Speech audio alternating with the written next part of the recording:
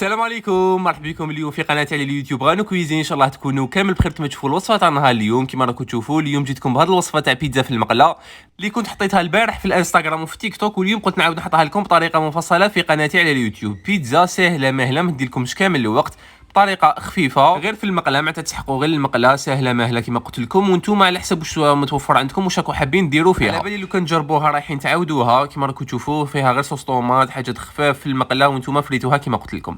الحاجه الاولى قبل ما نبداو في الوصفه ما تنساوش الاشتراك في القناه وتفعيل الجرس باش يلحقكم اي جديد. الحاجه الاولى اللي رايحين نديروها هي رايحين نخدموا لاصوص طوماط تاعنا غير بطريقه سهله بارد في بارد. كما راكم تشوفوا هنا في كاسرونه تكون كبيره شويه، درت فيها قسم غرف كبيره تاع الزيت ولا زوج مغارف، نديروا فيها زوج سنينات تاع الثوم اللي كنت قطعتهم برك، قطعوهم كما تحبوا خاطر كل حاجه راح تترحى من بعدك.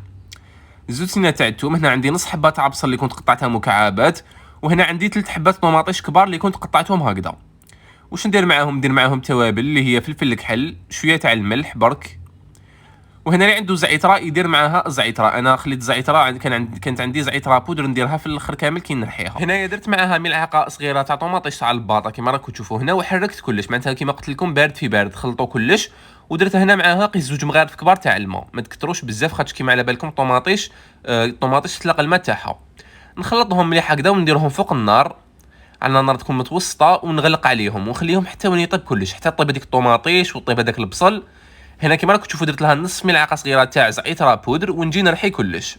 واذا شفتوها بزاف ثقيله زيدوا لها شويه تاع الماء كما انا درت هنايا، خاطر مرات من داري الطوماطيش تكون فيها معمره تاع الماء معناتها ما نحتاجوش كامل نديروا الماء في لاصوص طوماط تاعنا. انا برك هنا احتاجت لي شويه تاع الماء خاطر خليتها شربت بزاف. كما راكم تشوفوا هنايا ندير لها كميه تاع الماء ونخلي نرحيها كامل. شوفوا القوام تاعها كاش يجي، انا خليت على هذا القوام تعجبني هكذا وتجيكم بزاف هايله.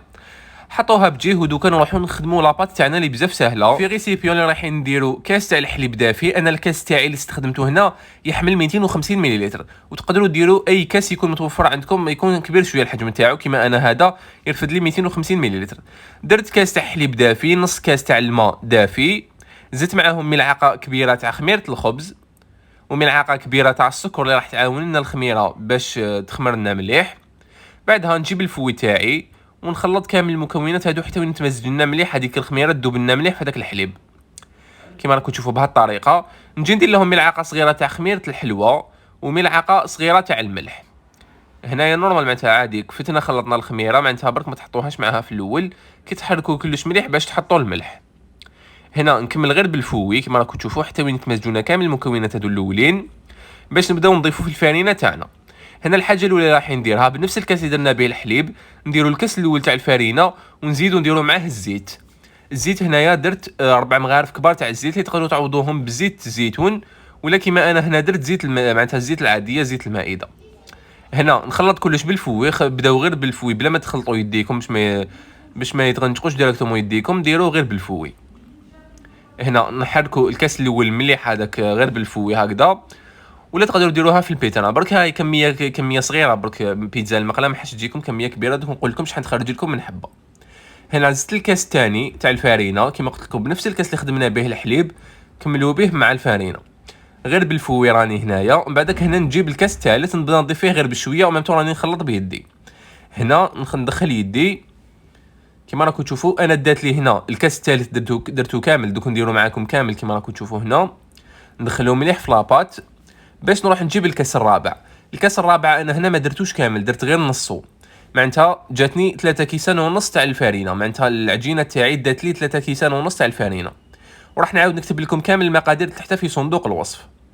شوفوا لاباط تجيكم طريه وتلصق شويه في اليد، تلصق شويه ما حش تجيكم كيما لاباط العاديه تاع البيتزا، خاطر لاباط تاع البيتزا تاع المقله تجي خفيفه شويه وتلصق شويه على اليد على لاباط العاديه.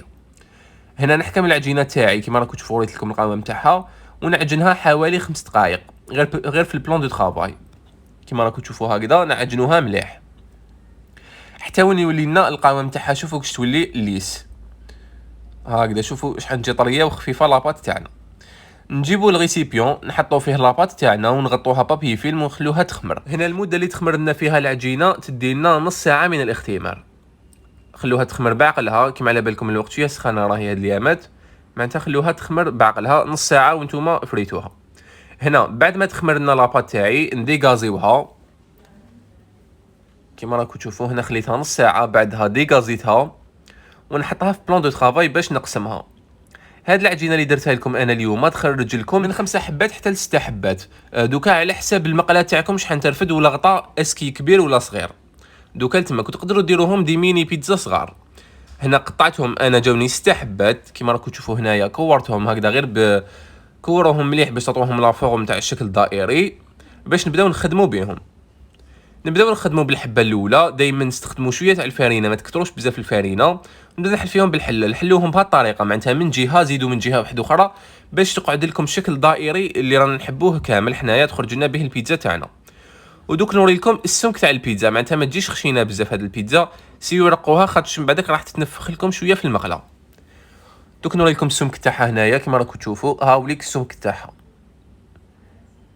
هكذا. من بعدك نجي نرفدها نحطها في المقله تكون النار في الاول، شوفوا سمعوني مليح هنا، المقله حطوها على النار تكون متوسطه، شوفوا حطوها هنا فوق نار متوسطه، تقبوها بالفرشيطه شويه هكذا باش تدخلها الطياب تانيك لداخل وطيب لكم تمتم. تقبوها بالفرشيطه هكذا، وكما قلت لكم النار راهي متوسطه. بعدها راح تشوفوا بلي بدات دير لكم النبابل، غير تشوفوا دوك النبابل هكذا اقلبوا لاباط تاعكم وغير تقلبوها نقصوا للنار كامل. هنا غير تقلبوها في هذه المرحله النار نقصوا لها كامل. بعدها نجيب لاصوص طوماط تاعي اللي كنا حضرناها بعد ما بردت، نجي نديرها هكذا نوزعها مليح. برك هنا في هذه المرحله لازم تكونوا خفاف شويه باش من التحت طيب لكم تمتم بعقلها وما تحرق لكمش. نعاود نفكركم باللي النار راهي قليله كامل. هنايا جبت لا بريباراسيون فروماجير تاعي من عند موندو، غادي بدوق الكودا اللي راح ندير منها كميه تكون مليحه هكذا، نديروا كميه منها بهذه الطريقه، وزعوها مليح على كامل البيتزا. وهنا دوكا على حسب واش متوفر عندكم نتوما في الدار، تحبوا ديروها بالدجاج بطون وحدها كيما تحبوا، الفيونداشي كيما تحبوا نتوما، وشو عندكم نتوما. انا كاين بيتزا درتها بالبولي فومي هدايا هكذا، درت منه كميه وزدت درت من شويه تاع الزيتون، ودرت هنا الفرماج رابي استخدمت الشيدار والجوده. بعدها هنا نغطوا عليها ونخلو حتى من هذاك الفرماج يذوب باش تنحوها، وتشوفوا من التحت دائما عسوها اسك طابت لكم مليح ولا لا. هنا زدت لكم حبيبه واحده اخرى كيما راكم تشوفوا، درت لها كيف لاصوص طوماط الفرماج. وزدت هنا انا برك هديه درتها بفيونداشي، الفيونداشي اللي كنت طيبته في المقله، درت له غير ملح وفلفل الكحل، ودرت معاه شويه تاع المايز. دوكا كيما قلت لكم حبيت نوع لكم شويه باش تدو ديزيدي هكذا كيفاش تحبوا ديروها. كيف درت لها فروماج غابي ونروح نغطي عليها ونخليها طيب بعقلها معناتها على نار تكون قليله كامل، ودائما عسوها وخلوا هذاك الفرماج حتى وين يذوب كامل. وقلت لكم دائما لازم تكونوا خفاف في هذه المرحله كي ديروا لها من الفوق. هنا بعد ما طابت لي شوفوا راني قطعتها لكم باش تشوفوها كيش تجي بزاف خفيفه وهايله. ان شاء الله تكون عجبتكم وصفه تاع النهار اليوم، ما تنساوش تجربوها وتبعتوا لي ارائكم في الانستغرام ولا في الفيسبوك وفي وصفات اخرى ان شاء الله. ومع السلامه.